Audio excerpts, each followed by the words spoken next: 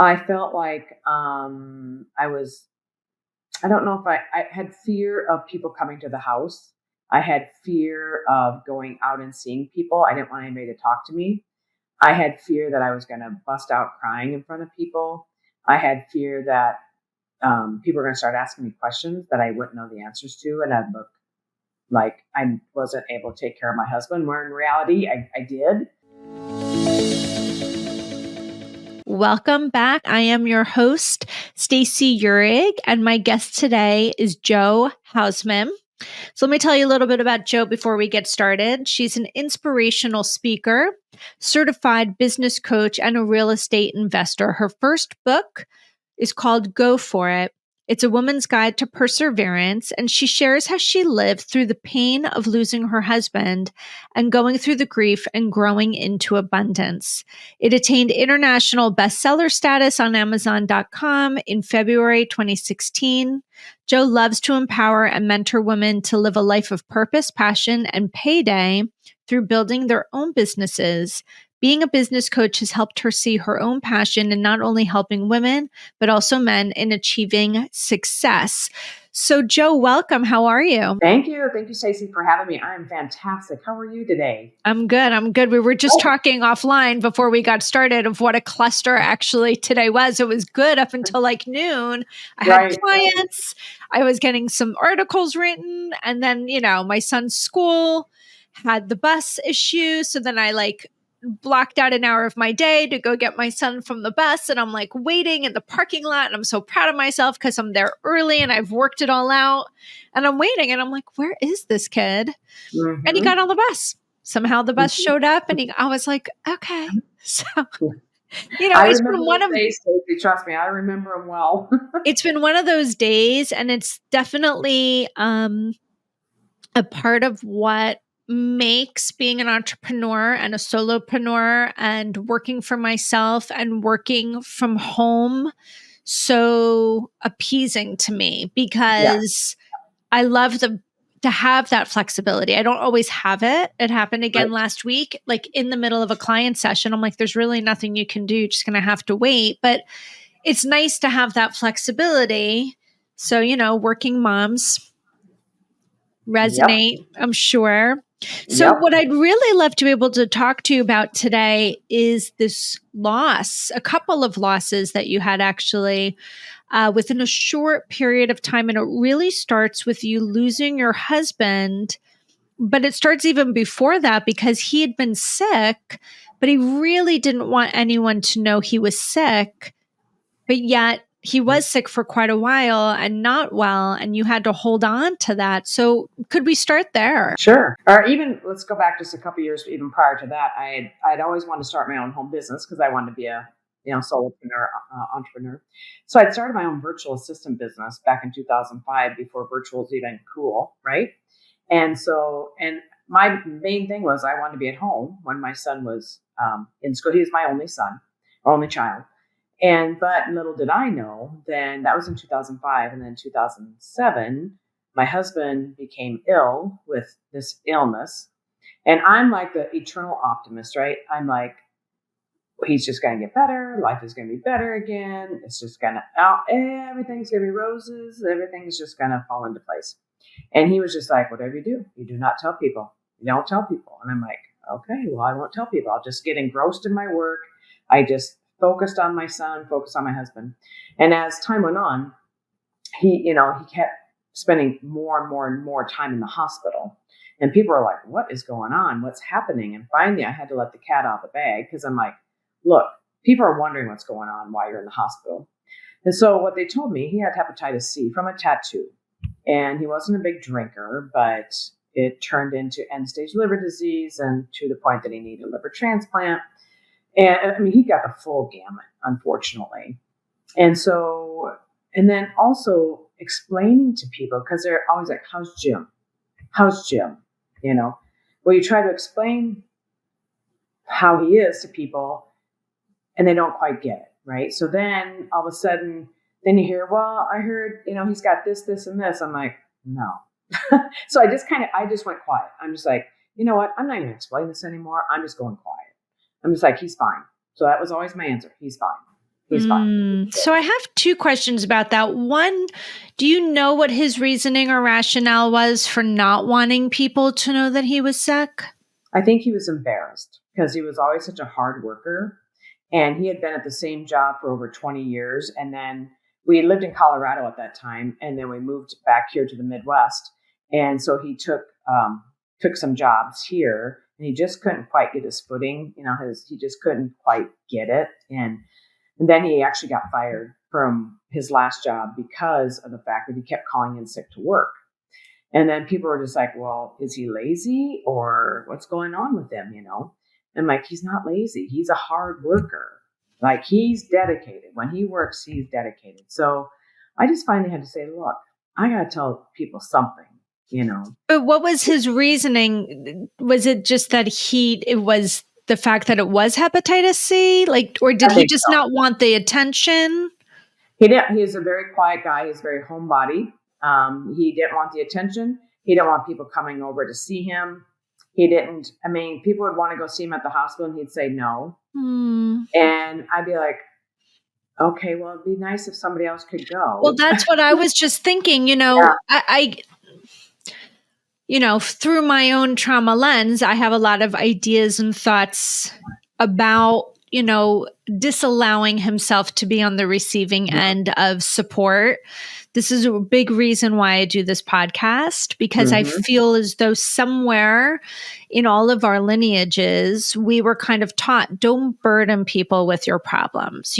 Don't air your dirty laundry. Don't share when we're in need. But the reality is, we're human beings. We're hardwired for connection. Yep. So then to make this decision to disconnect when connection is needed most, because we really need connection when we're struggling, right? It's part of how we're wired. To disconnect when we need it most, not only disengages him from the opportunity of receiving support, but it disengages you from the opportunity of receiving support as well. So how were you coping with that? Not very well. Because then I would go quiet and I wouldn't tell anybody. Like I said, I just said, he's fine. And then one day at church, I had to bend over and pick something up. And this gentleman that I know him and his wife very well. Little did I know, I didn't know he had been married before and his wife had passed. And he just says to me, grabs my hand, he goes, how are you doing? And he was the first one that had ever asked me that I remember. Maybe somebody did and I don't remember, and I just got tears in my eyes. I'm like, I just surviving day by day. He goes, that's what you have to do. And he kind of gave me some words of encouragement. And I didn't know his first wife had passed of cancer. And so he knew. And when Jim was diagnosed with this, they told me he's going to be very sick before he ever gets better. And it acts like a cancer. So, which the more we got to with other doctors, because where I live, they don't do liver transplants. So that was another burden. We had to travel to Pittsburgh, Pennsylvania for other doctors. So we had to fly out there and fly home and those type of things. So that was another burden, and then getting my son through high school and then getting him graduated. And then a month after he graduated, he had this major jaw surgery. And then we couldn't even have that in our hometown. We had to go down to Omaha, Nebraska for that. And it's just the crazy. It was just. And did your son know that your husband was sick? He did. Okay. He always accused me, though, of not telling him the truth, not telling him the whole truth of like how sick Jim really was. And I said, because I didn't know how sick Jim really was. And I said, I'm telling you what I thought a 17-year-old could handle at that time and what me as a wife could handle. And I said, I always thought he was going to get a lip. Now he's going to be 32 here shortly. And now he gets it. Yeah. But at that time, I said, Cody, I didn't know. The doctors said we're doing everything we can to get him a liver transplant. That was our main goal. Listen, and then there are parts of us that hear what we want to hear, and there's the part of us that wants to walk with optimism. And, there's a lot of moving parts, literally, Yep. that get devised to cope through these kinds of crisis situations. And Yeah. this is where, we get this statement, we do the best with what we can, with what we have when we have it, Yep. Yep. and sure, we might do something different in hindsight or whatever, but we do the best that we can with what we have when we have it. We do. And that same summer that all that went on, also my garage got broken into, my wash machine broke, there was some money stolen. And then the hottest weekend of the summer, 2 weeks after Jim died, my air conditioner. Yeah. And this is what they say, like, all at once. tragedy doesn't happen when you're sitting around looking your best. It happens when you haven't showered for 5 days and you're in your pajamas for 5 days and everything just starts to hit all at once. It does. And it hit and all I kept saying was, bring it on. Look, I can handle anything you give me. Just bring it on.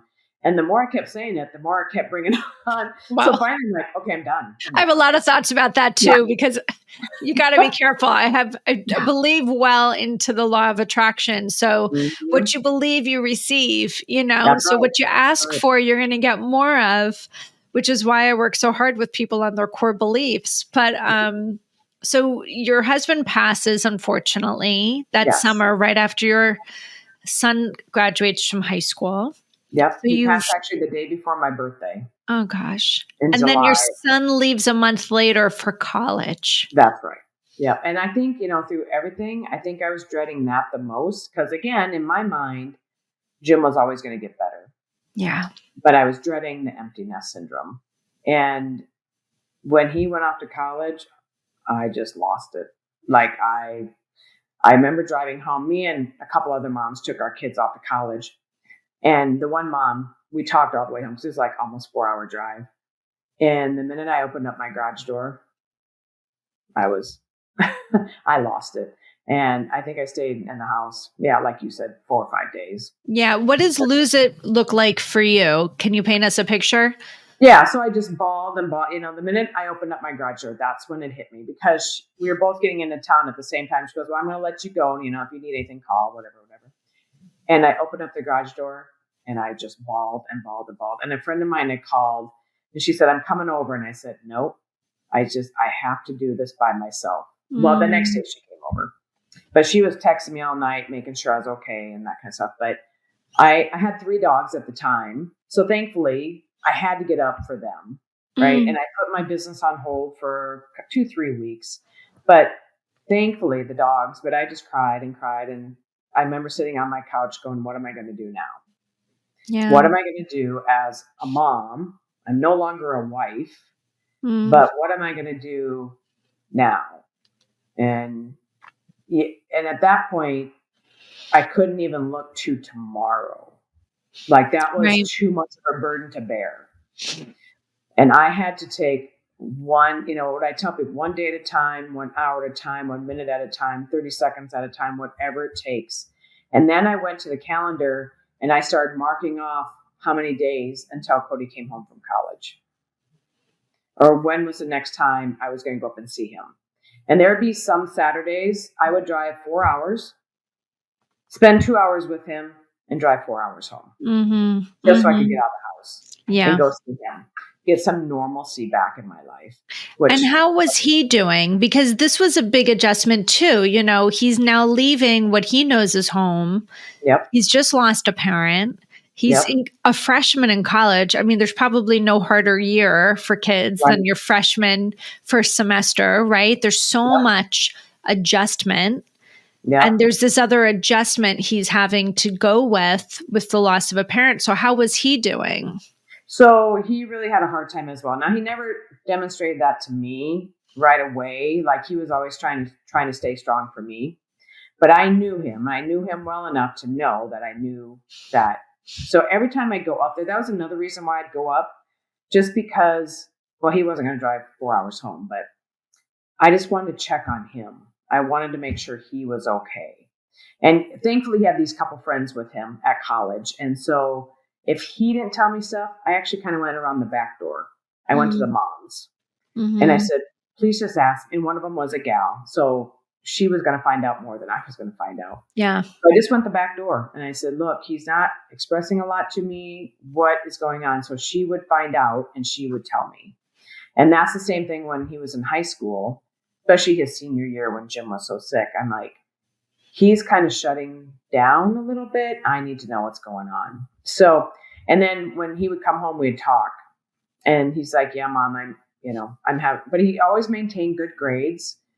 He did quit that college after 2 years, came home, lived with me for 2 years, and then went to a local. And that suited him much better. And I think just because him and I have this really close connection, and that made him feel better and made me feel better, just knowing he was there. And then even going back to me, I had like held everything in for so long that I ended up in the ER. I had to wear a heart monitor. I had to do EKGs. I had to do all that stuff. And then, so I thought, I got to take care of myself. Yeah. Like, And I'd like to tap into that a little bit because, a big part of what I try to educate people on is this manifestation, this physical manifestation of emotions. I have a book behind me. It's called Feelings Buried Alive, Never Die. I mean, really hear that title, Feelings Buried Alive, Never Die. And it's this idea of, say again? That's so true. So true. And in the back of this book is this appendix of every single ailment you can possibly think of and all of the emotions or the thoughts associated with it. Mm-hmm.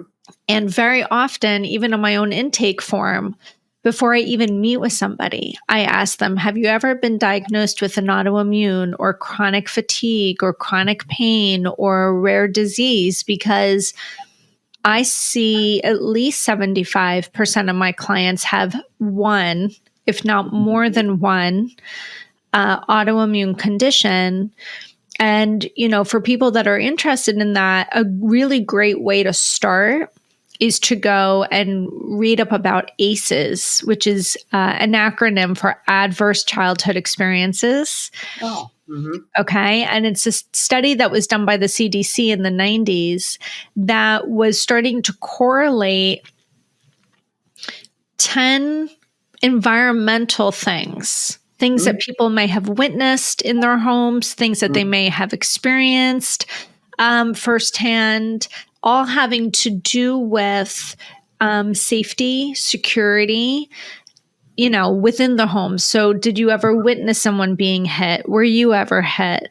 Did you ever witness somebody, being lost to you? Did you ever lose someone to you? Right? This is all before the age of 18. Did you have a parent that had mental health issues or substance abuse issues or was incarcerated? So all these different questions they came up with, and they were able to correlate just from that study, the increased percent chances of somebody having chronic heart issues, asthma, autoimmune conditions, chronic fatigue conditions, because there's a nerve that goes from the base of your skull, off the back of your brain, down all the way around through the front of your throat, down through your throat, through your lungs, through your heart, into your stomach, called the vagus nerve. It's a wandering nerve. It's part of our autonomic nervous system. And when you are feeling stressed or in threat, a part of your brain goes on called the amygdala that engages that vagus nerve, and it will cause great inflammation throughout our major organs, throughout our skin tissue, throughout our bones, throughout our muscle. I myself was diagnosed with rheumatoid arthritis at 48. So, I'm very passionate about people understanding. My stepmother just lost her daughter, and every part of her body was out of whack. And she said, I think I need to go to a gastroenterologist because I'm having so many stomach issues since she's passed. And I was like, well, can I just give you one other lens to consider? Her stress was off the charts. She lost her only child. Right? And so what did it look like for you to have held in all of this stress, not just the stress of your husband dying, actively dying for so long and then dying, but then also your son leaving. So you have all this massive adjustment with not maybe a great way to process all of this information and these feelings. How Mm-hmm. was that showing up for you in your body? So, yeah, great question, because I was about 30 pounds thinner than what I am now. I couldn't eat.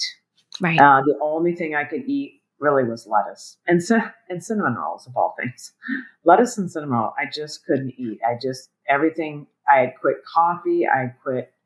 I just couldn't do it. And people would be like, "You've got to eat." I'm like, you just don't realize I physically cannot eat. Because if you ate, what would have happened?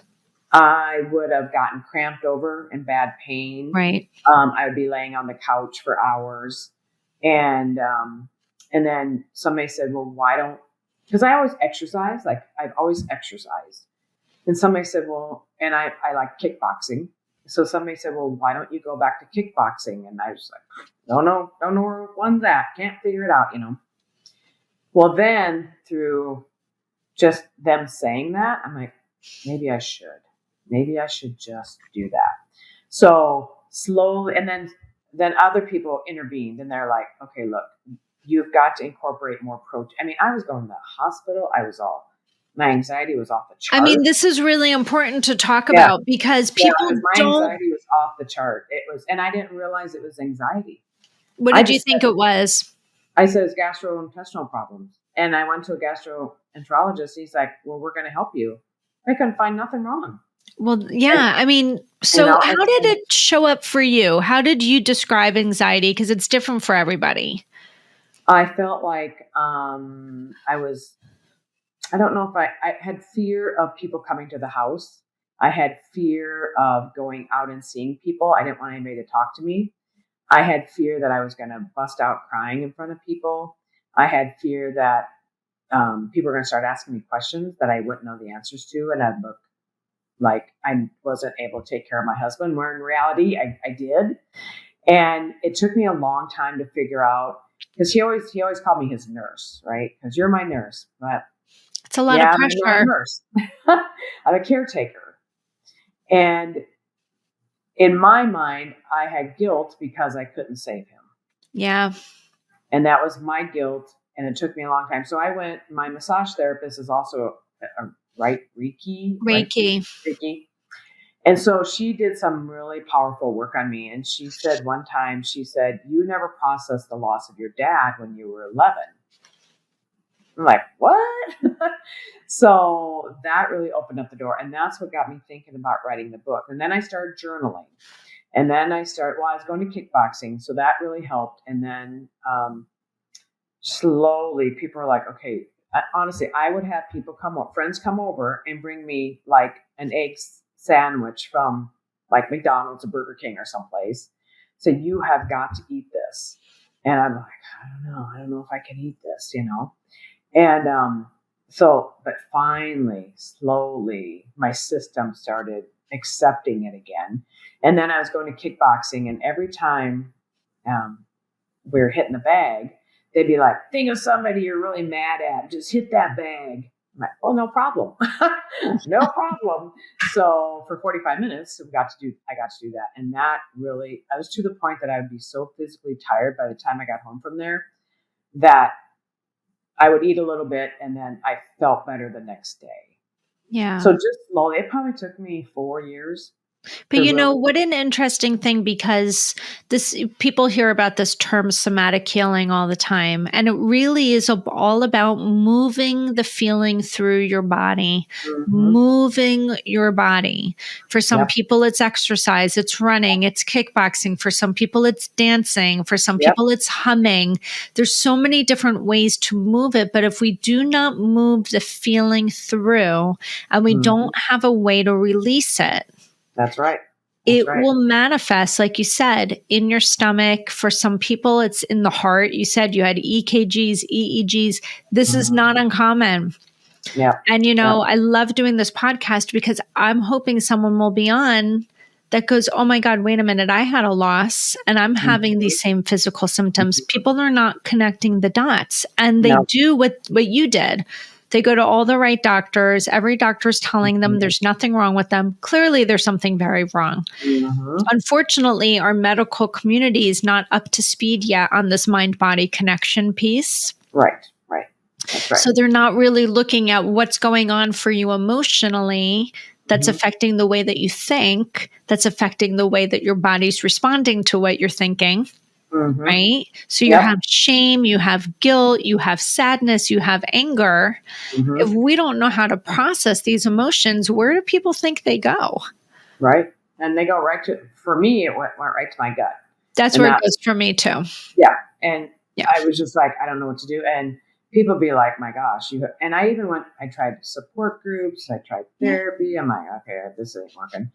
So, and then a friend of mine, again, I got through with the help of my friends and family, mostly my friends, because they were like, you've got to start walking. And then literally they just come knock on my door and go, okay, we're going to go walking. Okay. You're very, very lucky. Yeah, very lucky. And I am very, very blessed because without that, who knows? Well, if anybody takes anything, and we're not done with the podcast yet, but if anybody takes away anything from today, if you've had great loss or tragedy or some side of end to any kind of habit or relationship, and you're finding great physical discomfort in your chest, in your heart, in your lungs, in your stomach, it might not be a physical, the root cause may not be physical. Right. I'm no doctor. I'm not giving any kind of medical advice here. But if you can't find the problem, look somewhere else. I remember one time I thought, and I don't like cleaning. That cleaning is like not really my forte, but I'm like, I'm going to go clean my bathroom. I don't know why I was sitting. I felt so good. Because you're moving. Because I was moving. Yeah. And prior to that, I hadn't been moving. I was sitting there feeling sorry for myself, crying and everything else. And I'm like, I've got to go do something. And you're right. And the physical motion of cleaning and all that. And afterwards, I'm like, and accomplishment. Like I accomplished something. And something that I could control that before I couldn't control. Like I couldn't control the medical doctors. I couldn't control his health. But cleaning a bathroom, I could control. Very interesting. And that's what and the movement. And same thing with working out, walking, whatever. That's something we all can control it within ourselves. And so that is really what started slowly bringing me back. Every little thing started slowly bringing me back out of it. Yeah. So tell us a little bit about that book. So that book was thought about for quite a few years. And so I decided to start writing in 2014. It took me a year and a half. And what's the title of the book? The title of the book is called Go For It, A Woman's Guide to Perseverance. Okay. And my son is part of that book as well. That's actually my number one question when I go on speaking tours. Like, what's your son doing now? Yeah. And I wanted him to be part of every chapter, but he was way too young because it was kind of before, during, and after. My husband was actually my second husband. My son and I were, I was a single mom for many years before. So he wrote the foreword to the book. And then I wrote all the chapters. And then there's a thing on the back about him and I together. So it really was healing. I mean, every chapter, it was a healing process. It started from, way back when to the present. It got in 2016, January 2016 is when it was published. So up until that point. Mm-hmm. And then it really just, talked about my husband and I's plans, what we wanted to do with the real estate investing and how I took that on after he passed. And really how I took my life and decided I was going to make something about it. I was 40. Well, he passed the day before my 43rd birthday. So I was technically 42. And I just thought, I've got to do better. I've got to step up to the plate and I've got to make my life something I'm proud of, but my son would also be proud of and just move on. Right. So that's exactly where the book came in. And it was really all about self-healing. I talk a little bit about the illness that I was incurring, but I didn't delve into it a lot, but just about how we can keep moving forward even through the grief. Yeah. So, and what is your biggest tip to somebody that is looking to move through the grief? The biggest tip, depending on what part of the grief you're at, again, I always say take a day at a time, take an hour at a time, take a minute at a time, but start doing some small goals. And when you can make a small, clean a bathroom, do an accomplishment, make something that you can accomplish that you feel good about. Maybe it's a phone call you've been wanting to make for a long time and you haven't made it. Just something that makes you feel good about yourself that you've accomplished that. And once you do that, you can keep moving forward onto the next one and the next one and the next one. And eventually the time passes and things get better. They're different. They're better and they're different, right? So, not a day goes by I don't think about my late husband. But I'm hoping he'd be proud. Be proud of what Cody and I have accomplished. I know he'd be really proud of Cody, with him being married now and, all that. So yeah, I just small accomplishments along the way and just work your way and never give up. My last question I have for you is what kind of advice would you give to somebody who maybe has never really been great about being on the receiving end of support, has always been the giver of support, right? The constant caretaker, never really felt comfortable with being on the receiving end, but yet is just being smothered and showered with support during a time where you really require it and need it. What kind of advice can you give to somebody about that? I would say be open and gracious and, be thankful. And not just thankful for them, but express your gratitude to them and express, let them know that you appreciate them, even though it's hard to do that sometimes and it's hard to accept that, but also give yourself grace.